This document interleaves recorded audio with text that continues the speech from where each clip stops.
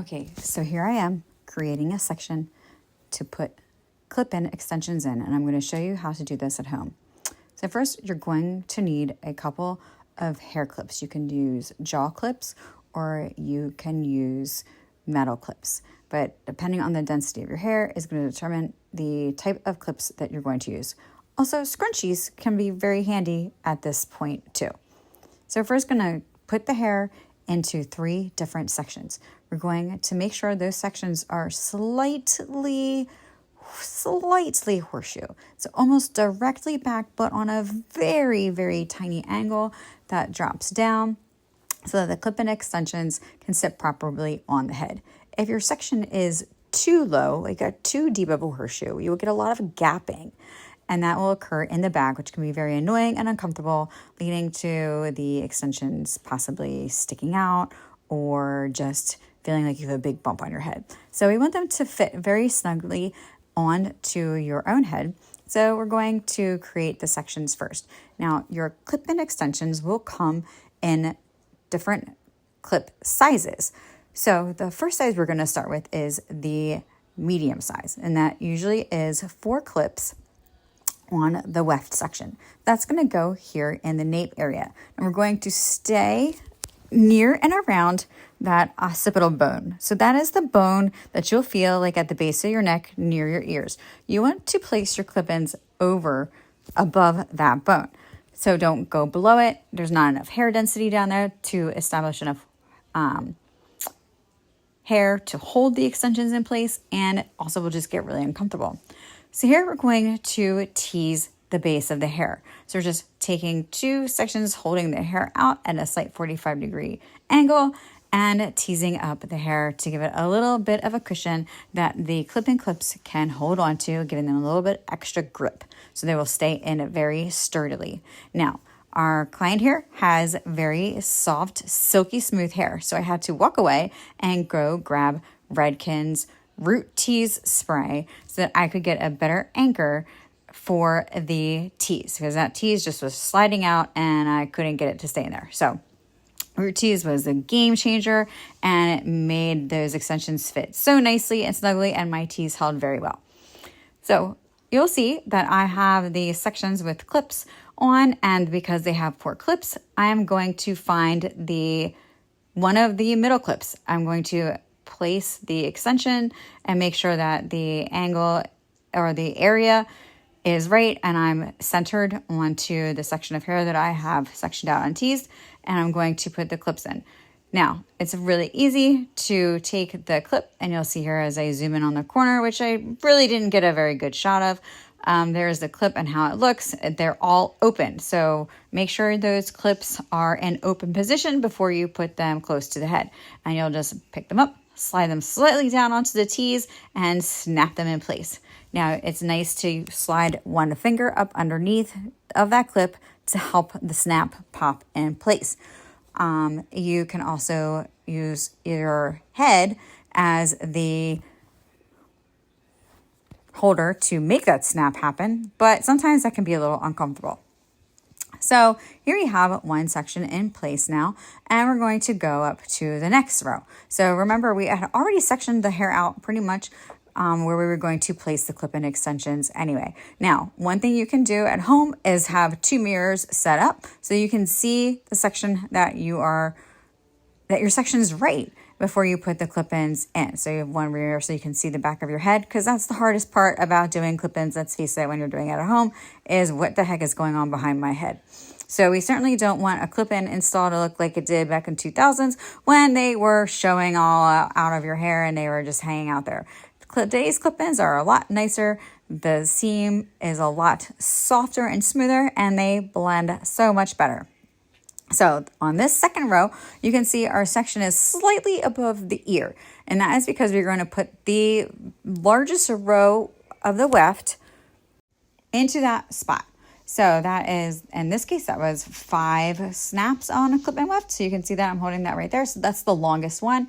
And we're going to do that on purpose because if we put too small, if we go small, large, and put the largest weft at the highest point, the problem is with where our client's head shape and ear placement is we would not be able to put the side wefts in. We would start running into a challenge when we put the side wefts in. So you can see how much faster it was to tease that section in place and put those clips in once we had root tees added into the service.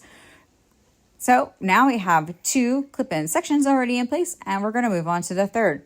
We're going to make sure that that third section of weft is 2 fingers width above the previous section. So it ensures that there's enough hair in between that we can tease. And it also ensures that we are not going to be clipping onto the other clip-in section. So I'm going to carefully clean up this section to make sure that I'm not too high on the head where it's going to stick out, and I'm not too low where it's too close to the prior section. So this will be another 4 clip section that is going to go in place. And you can see there that that section is very, very cleanly rounded. So it is not going to dip, and it's not going up, it's not going down. It is perfectly, and if I took a horseshoe and placed a horseshoe horizontally on her head, that's exactly what that section is going to look like. So we're going to tease it again, and I guess I just didn't quite like that section because one side might have not been accurately deep enough to go and keep that clip from running into the prior section.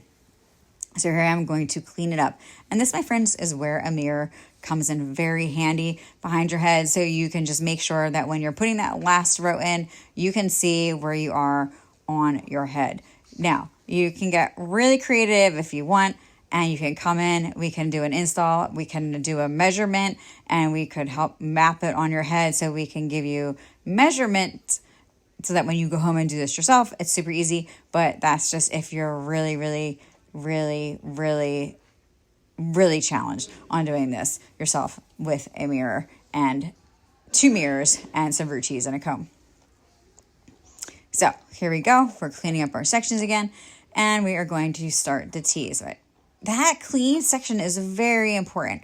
Now, as an extension artist, we are just continuously always looking for how clean our sections are and making sure they look great before an install. With clip-ins, look, you're doing it on your own. You might not get it that perfectly clean and that perfectly lined up. And do the best you can, because at the end of the day, you're going to have fun wearing them. You're going to take them in and take them out. And the more you do it, the better you're going to get at putting them in, putting them out. So also, you're going to always curl the clip-in extensions with your natural hair. Now, you might see on social media sometimes where people are showing how to curl your clip-in extensions and they're not attached to the head, they're just hanging on a hanger. I really recommend that you are putting your curls in after you install your clip-ins, because it's going to make sure that your clip-in hair blends perfectly with your natural hair. If we curl your natural hair and then we curl the clip-in hair separately and then we put them in, well, the curls aren't uniform, so things are going to be sticking out and it's not going to look like, it's going to look like you have extensions in your hair. And the goal is that this looks completely natural and blended. So there we are with our top section of the clip-ins attached and in place. See how quick that was with the right tools and the clean section? All right, so now here we are going to move on to the side. I'm just going to show you how we do the clip-ins on the side. So your clip-in pack may come with 3 clips and a 2-clip section for the side. It may come with a 2-clip and a 1-clip section for the sides. Now, I want to tell you that the 1-clip section for the side is to go high up on your head to blend that front piece so you have more hair density in the front to cover. But you have to be really careful to check where your hairline falls to see where you can actually place that clip in. So here I'm measuring that out on our guest's head, and I'm making sure okay, so I know that section, when I put that clip there, it was going to run into the front of her hairline and stick out. So I'm going to have to slightly put it up under the previous clip in. So I'm just going to take a little pin curl clip. After I clip this up, I'm going to take a pin curl clip and I'm going to pin curl clip off a little clip corner of that clip in so I can make sure that my next clip-in weft section can just fit under there. I think it might have been like a half an inch. It was really just a tiny, tiny amount, but I didn't want the clip-in section to go too far forward towards her face and stick out from her hairline. So with a little root tease and a little tease, we are going to create our little cushion anchor, and then we're going to slide the clip-ins into place. Now, again, remember, this is going to give you a super, super snug fit. You do not have to tease your hair to get your clip-ins to stay. As long as your clips are very, very sturdy and not overly worn, they're going to clip onto the hair pretty well anyway. But if you're going to be out dancing the night away and having a great time, moving around, shaking around, and just living it up, teasing will help just give it a little extra sturdiness. But you can see I put my finger up there to show you, and I showed my guests just so they can feel exactly where that clip is going to lay, so they know how to do it at home and can have an expectation of this is how to kind of fit it right under that little piece. And look how perfectly that lays over, and it just keeps it all nice and blended. So that was the 2-row clip-in section that we put on the side of the head. And then we are going to prep the last area for the last 1 clip section. So this 1 clip section, I'm going to talk with my guests, and we're going to talk about where do you part your hair. Now, in this case, our guest parts her hair in the center. So I can decide that I can put that 1 clip section up a little bit higher over top of that parietal ridge so that it kind of doesn't stick out. It's harder if you put a clip right on that little rounded bone area on your head. If you land right on it, it's going to get a little uncomfortable at the end of the day. So you either need to go above it or you need to go below it, but you're never going to put the clip right on that rounded edge. It's just a weird spot. It's going to stick out more, and it's very uncomfortable. So we're making sure, because she parts her hair in the center, so we can go higher up on both sides, because she's going to be wearing her hair down anyway, and it has enough density in that front where her hairline is going to cover the one piece. You might not be able to use your one piece, or maybe your one piece needs to sit back a little bit further, but either way, you're going to use it to make sure when you put it in that it's not going to show. So here we are, a little root tease. We're teasing that section of her hair, and then we're going to pop that clip in right into that spot. And that's just going to give her a nice blended density around her face frame. I really hope this helps you all when you're doing your clip-ins at home. And you can see I just used my 2 fingers to snap them in place. I also, look at that. Just popped right on there. So very easy. I hope that you enjoy having clip-ins, and you can watch this video, save it for your future reference.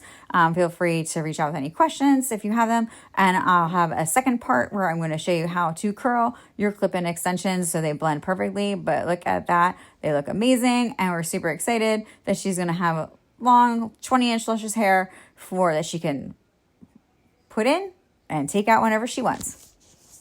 Bye for now.